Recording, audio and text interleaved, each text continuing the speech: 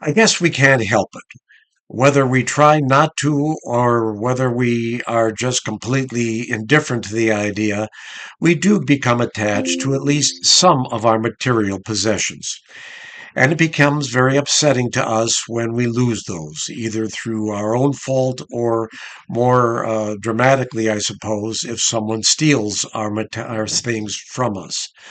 That becomes an exaggerated emotional response, not only because of the loss of the items that we enjoyed or coveted somehow, but also because of the loss of trust that that places on us when we feel violated by other people. This is probably the most difficult kind of material loss to get over, and maybe even the most damaging, not because we continue to fret and even mourn the loss of the object, but that distrust of others might turn us into cynics or otherwise overtly distrustful of all people.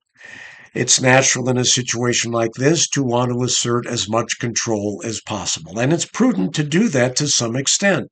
Obviously, we may need to bolster the security of our homes if we've been broken into, take other steps to minimize the chance of that happening again. Those are important steps to take, and prudence is always a good thing when we've suffered some kind of a harm where we have to learn a lesson, as we may say it, the hard way. Getting over the loss becomes a gradual process, I suppose, as we realize that all things uh, really are replaceable. And if we decide they're not, then they probably, or they're really not going to be that important in our long term. Easy for me to say, not having maybe sustained that kind of a loss. But I know some people who have. So we need to be patient with them as they get past it, as they vent, as they somehow come to grips with the loss of their material goods. The more important, though, collateral damage and something that we hopefully can pay more attention to in our own situations or those of our friends is how does that affect their relationships with other people? Do they become more distrustful in all situations? Because, after all, they have been violated by probably a stranger.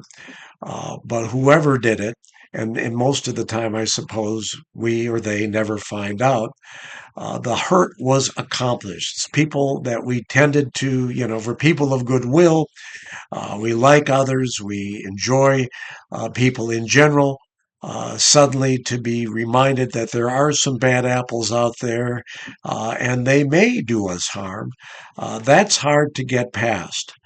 Uh, my challenge to all of us, though, me included, is to somehow figure out a way to do just that.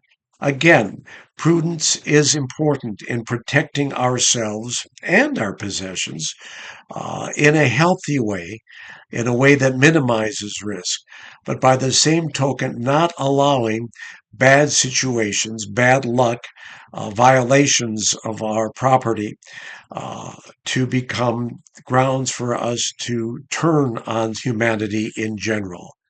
People remain as they were, good and bad, mostly good. Thanks.